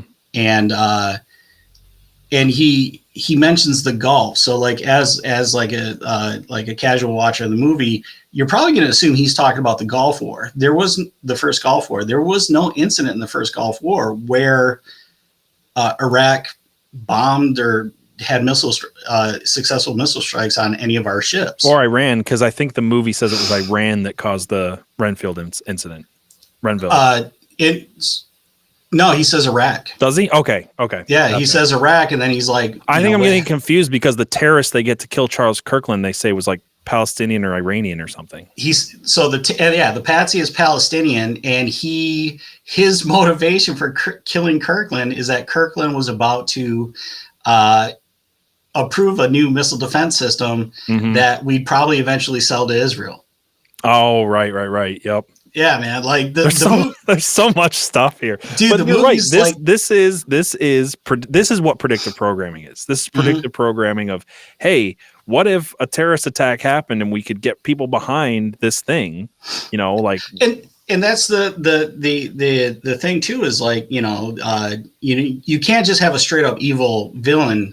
Right. So like, it's a more compelling villain to give them a motivation you can understand. So as a watcher of the movie, you're like, yeah, man, like if I was in a situation like that where I ended up having to like kill a bunch of my crewmates to like save everybody else, like, yeah, I would probably do some extreme stuff to prevent an incident like that in the future. Yeah. Which once the war on terror took off, that was the entire motivation is like, we have to fight them over there so we don't fight them over here. And it justified everything. It justified every rotten, awful thing. Like even when like the Abu Ghraib sort of scandals started breaking, like I knew so many people who were like diehard kind of like right wingers who were like, just fuck them. I don't care. They want to kill us. They're the bad guys. Yep. And yeah, man, it's wild. Yeah, dude. And this movie, again, it's like it's war on terror predictive programming, but it's war on terror predictive programming with specifically a lot of pillar symbolism. That pillar type symbolism we saw in the boardroom, two becoming one thing, is very interesting.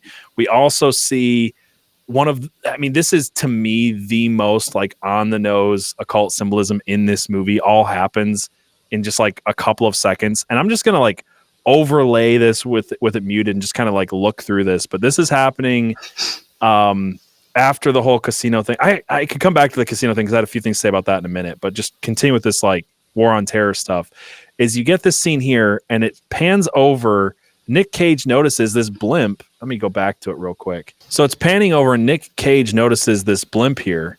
Yep. And if you look at it, there's so much going on in this one simple shot. You literally have a blimp or plane looking thing in between two equal sized pillars or towers, right? Oh, and it kind of looks like that into this one here. And it's got the all-seeing eye on it, and it's a symbol of the surveillance state. It's man. It's just this one thing blew my mind. I was watching the movie, taking my notes, and I'm like, holy crap. It's literally, it's everything, right? It's the all-seeing eye between two pillars, which is Freemasonic symbolism. It's a plane flying into a pillar, and it's the surveillance state, because this blimp is it's kind of weird because in this movie, the surveillance state saves the day. Yeah. Like, because the movie's all about the surveillance state, right? It's about how there's 14,000 people and all these different things, and we don't have enough of their information to actually accurately predict how to have stopped this event. And maybe if we had, a way to track them all. One of the covers of the movie is literally, it's a bunch of different TV screens, right? So this is also predictive programming in the fact that it's like, hey, this thing happened. There's a terrorist attack. People died. And what if, though, like, we just could surveil every single aspect of this way better? You know, he catches Carla Gugino, saves her life by using a bunch of security cameras. Yep. He catches Gary Sinise by using a security camera and the all-seeing eye blimp that's flying between the towers. It's weird how much this movie seems, in one hand, to be like the media is lying to you and maybe surveillance state stuff's bad, but yet it is the surveillance state that saves the day in this movie. I mean, because that's the thing, is like Nicolas Cage saves the day by using the deep state's technology against it. Right. So the funny thing to me is, I want to know whose idea a lot of this stuff was, because like we said at the beginning, I think Brian De Palma has a genuine interest in conspiracy theory, but David Koepp is definitely a spook. Right. So, is De Palma kind of the useful idiot in this partnership where, he wants to make a genuine movie about getting people to question conspiracy, and then here's Dave Koepp kind of meddling in the background to hide all the symbolism and stuff and these themes into this movie.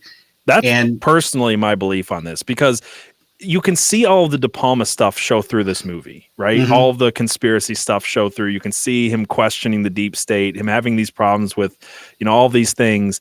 And then yet again, it's like, this was written by Koepp. Mm-hmm. And so how much of what Koepp wrote is why the surveillance state is the heroes at the end of the day. Even the ending getting changed, like, takes away De Palma's point that he was making, because De Palma's pretty clear on his point he was making, and you're kind of left with Koepp's interpretation of things. Yes. Well, and the funny thing too is, like, the only person who really, so in the theatrical ending, Nicolas Cage is the only one who really faces consequences, because in the background of the montage of them, the movie showing how Nicolas Cage's character's life just kind of like falls apart. Like, all of his corruption is kind of like coming out. There's a line where Powell Aircraft, or whatever, the defense contractor behind this missile system, Powell just announced that they're reorganizing. Like, well, we're going to reorganize. We're going to get rid of these bad elements in my company that's actually responsible for this. As if he wasn't literally in on the conspiracy. Yeah, he's literally in on the conspiracy. So yeah. I don't know if Nicolas Cage, his character, even knew that Powell was in on the actual conspiracy, because as far as he knows, it was just. He must not have known, because he's the media darling at the end, right? Mm-hmm. And one of the things that Powell, maybe it's Sinise says this to him. He says, like, you can't handle the scrutiny if you try to be the hero here. If anybody looks into who you are, you're destroyed. And so we get this ending where, Nicolas Cage, Rick Santoro saves the day. He defeats the deep state. And then, it's very interesting, because what ends up happening is that they have so much information on him that the surveillance state that he uses to defeat the conspiracy also turns around to be like, well, if you try to expose us, we've got this is my opinion of today's events. We've got Palantir, we've got, all of your data, all of your metadata, all of everything you've ever done. And if you come against us too hard, we're just going to destroy you. And that's literally how the movie is kind of blackpilling in that way, where it's like, even if you save the day, he goes to prison for 18 months for his corruption. He's, his reputation is destroyed. He loses his wife, he loses everything in the end. And it's very interesting. And that's kind of, if you try, like, even if you win and defeat the deep state, you don't actually defeat the deep state, because it goes so deep. They just they're going to get you anyway. Yeah, you got a couple of low-level players. They reorganize, and your life's ruined. And that's kind of like the message. And again, this is the point. Like, Carla Gugino is like saying to him on this staircase, like, here's the actual conspiracy. He's like, I don't want to know. Okay, now I do know. I'm going to become the good guy. And he does, long enough to take out his best friend and a couple of low-level people, and then it ends with his life ruined. It's very much like if you come against the deep state, they're just going to destroy you anyway. They're going to reorganize. It's got a lot of that in there.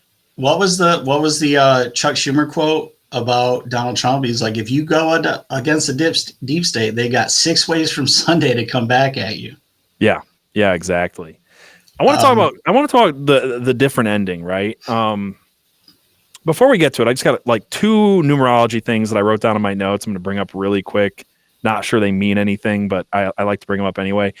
And the reason I'm going to bring up one is because it's the second movie in a row that I noticed this thing happening. And I've also been studying numerograms and magic squares. I want to do an episode at some point about, I used to think numerology stuff was retarded. I used to think that people saw numbers and everything were just like pareidolia, and they were just seeing like what they wanted to in the clouds. I still think that happens to some degree, but the more I study things like Kabbalah, numerology, all the things the Freemasons are into with their magic squares and all that stuff, the more I realize that they really do, like in their occult traditions, they like to have numbers mean something from like really weird ways to get there. So I can't discount it entirely. In The Thing, they kept calling this station 31, but the sign says 34. The difference there is that, you know, both 3s are the same, but the other one, the difference between them is 3, so you get 33. And I was like, maybe that's something. It's probably not. But then in this movie, when they're taking the elevator, you know, usually in Freemasonic traditions, as you go up, you want to hit the 33rd is the top, right? And there's like a lot of symbolism there. Shit. When Sinise goes in the elevator, he hits 38, and then he finds out that they're on floor 35, and he clicks 35. Yeah, 35 minus... Yeah, 8 minus 5 is 3. You get 33 there as he's ascending, if you look at it in a certain light. So I was like, that's interesting. The last little numerology I found, because you point out like they focus on that door and it says 5011. I couldn't find anything for that. It's like an angel number that means change or some like new age BS. It's not that interesting. But I did notice. Oh, go ahead. Tyler does change there. He does. So like it could be. I don't know how much angel numbers actually matter. If that's a new thing about it, because I think it's just like a new maybe I'm wrong on angel numbers. I thought it was kind of a new like bullshit like internet like horoscope thing. Maybe I'm wrong, but when I looked up 5011 does mean like this is the place you'll change. And you're right, Tyler does change in 5011, so that could be. The last number that really sticks out in this movie is 47 is written on top of the ambulance. Oh, you can see it very clearly. And this was the last connection I forgot to mention from the Charlie Kirk assassination connections, is he was selling hats that say 47 on them when he was killed, you know, because Donald Trump's the 45th and the 47th president. So a lot of people were saying that was a connection. Does 45 feature prominently anywhere in the movie? No, just 47. And you know, if you want to look into occult numerology, 47 is a number that I have noticed comes up a lot, actually. Oh. So I looked into it, and it's one interpretation is that it's the heart versus the brain, which is interesting because that's also happening here. That is what the movie's about, right? Like one of the because it's the 4th versus the 7th chakras, right? In occult traditions. So 47, which is like Hitman 47, that gets used. I've noticed 47 shows up a lot in movies. And so if it is symbolic, I think it would mean the tension between what you want and what you think. And that is definitely what's happening in that scene. Like when Rick Santora's like, do I turn in my best friend? Yeah. So we kind of skipped over the scene where there's a confrontation in the control room. Yeah. And one of the things I criticize this movie for is how Nick Cage just overacts through the whole thing. But I think his sort of best scene is that scene where Gary Sinise is just throwing numbers at him, like how much will it take to get you to play ball, and he gets to $1 million, and the way like Nicolas Cage is just he's fighting because he knows what's right versus like, man, it's $1 million, right? And he's trying to light his cigarette, and he's doing like the shaky bit with his hand is really good, and that's kind of his story arc is his heart versus his brain. That's also the scene where the blood money changes hands. Yeah. It's a good scene. That is the best scene in the movie. I will say, going back to that, like if you look at that scene and this scene that I was showing you a minute ago, here, I think if I play this out for a few more seconds, he goes up to the control room right after this. And one of the things you'll notice is like they really lay it on thick in this scene. Here it is. They lay it on thick in this scene of what's really going on, because you've got him looking at the the deep state control surveillance state, and they have this American flag that's just reflecting perfectly over the scene. So he's got the American flag reflecting over the symbolic surveillance state as he's looking at the all-seeing eye between two pillars. It's like a lot packed into this like shot here, and that's even the arena isn't over top of the squared circle. It's like a ton of stuff. The fight, like the arena, is not even set up like a fight. It's set up like a political rally. Like Powell has this weird G.I. Joe missile tank thing over in the corner, giant American flag up on one wall, and then it's like an American fighter fighting a Mexican. It's got a lot. Yeah, it's way more so like much a symbolism in this fucking movie. There's no reason that people aren't losing their minds right now. No, but they're just stuck on like a couple of things. They're like missing all the greater stuff in this movie. I just thought that was crazy. But I want to talk about, unless there's anything else I missed, I wanted to talk about this ending because there is a ton in the ending of this movie, in both the theatrical and the cut versions. So after, there's this big confrontation where he has to choose whether he's going to, save Carla Gugino or he's going to betray his best friend and do the right thing. And the original ending was very different. In the original ending, instead of him standing up to Gary Sinise until the police show up, and Gary Sinise is like, "Well, I'm not going to prison," and he kills himself. Yes. That's the ending we got in theaters. Originally, what was going to happen, and they're kind of, what annoys me is I kind of agree with De Palma on this, right? Is the whole movie's building up to this storm really meaning something. The whole movie's building up to the wrath of God coming down on this arena, and Jezebel and is this spirit, and there's all this stuff. And you see this globe that's like rolling around outside, and you're like, what's going to happen with that? It's the freaking Chekhov's gun of the movie that doesn't get used in the theatrical ending. So instead, this giant wave crashes over the pier, and it crashes into and destroys the casino, and it pushes this giant globe through the tunnel and kills Gary Sinise. Yes. And Brian De Palma said in an interview, I have the quote here, he said, "My concept was, when you're dealing with such corruption, you need God to come down and blow it all away. It's the only way. It's the only thing that works. That was the idea of the whole movie." And it's like, this is where I couldn't agree with De Palma more. This is why I look at this movie and like, it's full of so much occult symbolism and kind of gross stuff. I'm like, but how much of that is kept? Because I'm finding myself liking De Palma more. It's like, yeah, when you get to this level of corruption, you could be really black-pilled. And that's the ending we got, was the black pill ending. And his ending was like, at the end of the day, we actually can't do anything about it. But instead of being black pilled, it's kind of got this like faith message of like, in the end, it's going to be sorted out by God. And I kind of like that I like that message way more. And he included biblical imagery throughout the whole thing to point towards this ending. Santoro means saint. Yes. So it is about him reaching sainthood. Jezebel is the spirit that seduced the nation into idolatry and sexual immorality. And then it ends with the flood, the representation of the biblical flood, wiping out evil. So it's got that whole thing going on. And instead we get a scene that he didn't want. The very next scene after Kevin Dunn kills himself is Rick Santoro again standing between two pillars and receiving an award. So we got another pillar symbolism going on there. And then it's how, if you come against the deep state, you might take out a few low level guys, but they're going to destroy your life. And you get this very black pilled ending. And where this doesn't make any sense is the very end of the movie was the same either way. Yes. The very end. They took out the climax, but left in like the sort of like prologue. Yeah. You want to talk about this? Because like it doesn't make sense with the theatrical ending. No. So yeah, like they replaced the biblical flood with Gary Sinise shooting himself in the chest, and then we have like a montage of Rick Santoro's highs, and immediately kind of like his life just gets taken apart. And then the scene, the new casino is still being built behind him. Which doesn't make sense again because it wasn't destroyed in the theatrical ending. Because that means Powell didn't get in trouble, right? You know what I mean? That's true. So he has this conversation with Carla Gugino where it's like they're hinted at like she's interested in him for some reason, and he's like, "Well, I guess we did the right thing. I'm going to go to prison now, blah, blah, blah. And then they part ways. And then the film just keeps going. Like, credits are rolling, and it's got like the worst original song for a film ever written. Yeah, it's so bad. And so bad.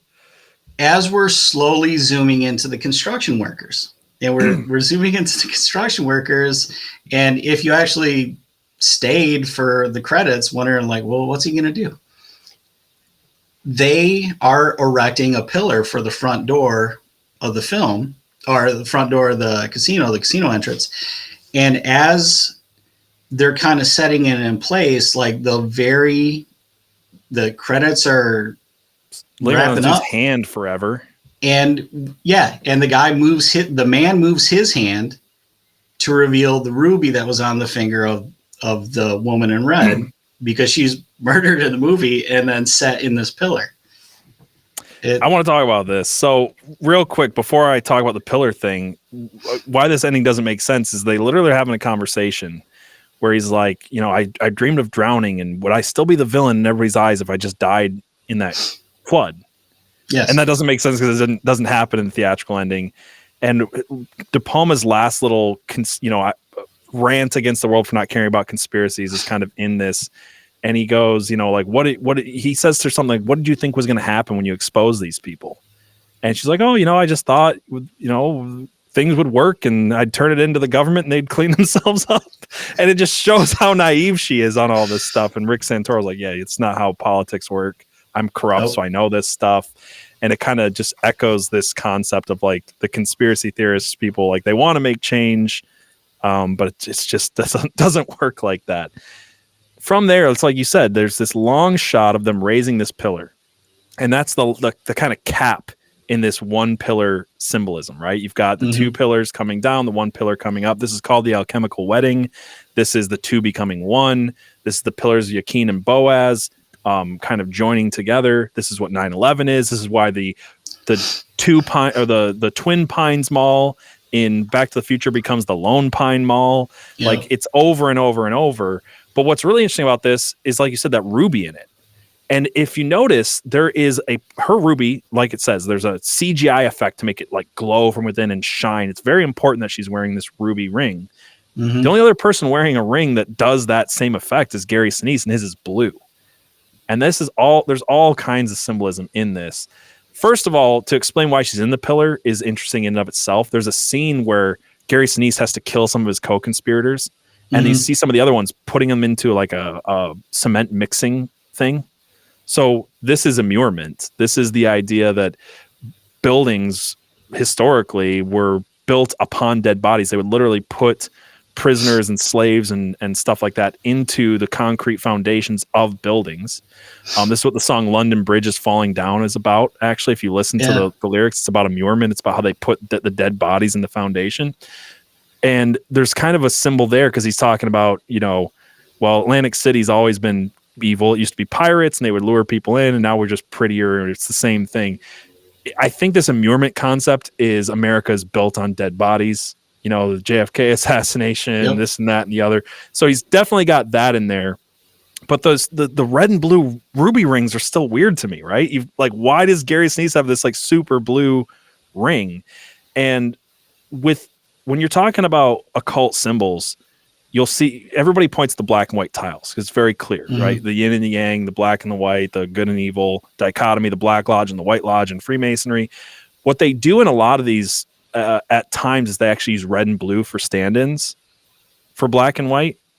So they also represent a dichotomy. So you've got the red of her ring, the blue of Gary Sinise's ring, and these actually represent the pillars themselves. If you look at, I've got this image here. If you look at the images of the two pillars, this is a Freemasonic image right here. And you've got Yakin on the left, which is the ultimate, this is the feminine pillar, right? Yep. And it's symbolized by the upward pointing alchemical symbol with the line through it of air, or it's either fire and air, because I think fire's up and then air is up with the triangle through, or the line through it. And you got Boaz, which is the masculine, it's downwards. Anyway, so you've got the red and the blue pillars becoming one. a lot of this, again, this is the chemical wedding. But what I find interesting is it doesn't come out as purple. It comes out as red. And I've noticed that like the oldest Gnostic people, the Cathars, the Rosicrucians took this from them. Their idea of the alchemical wedding is that the alchemia or the divine feminine is the result of this. So when you mix together the masculine, the feminine, in some in some you'll get like a Baphomet, it's like half male, half female symbolism. But in like Cathars and Rosicrucians, you just get the ultimate feminine, this kind of like lady in white Ishtar thing that comes out of it.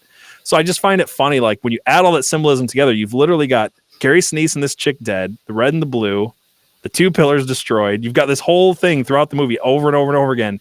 And it leaves you with this super long raising of one pillar, with the red in it. That's the only thing I could do to make sense of it. Either way, it's about immurement. It's about the alchemical wedding.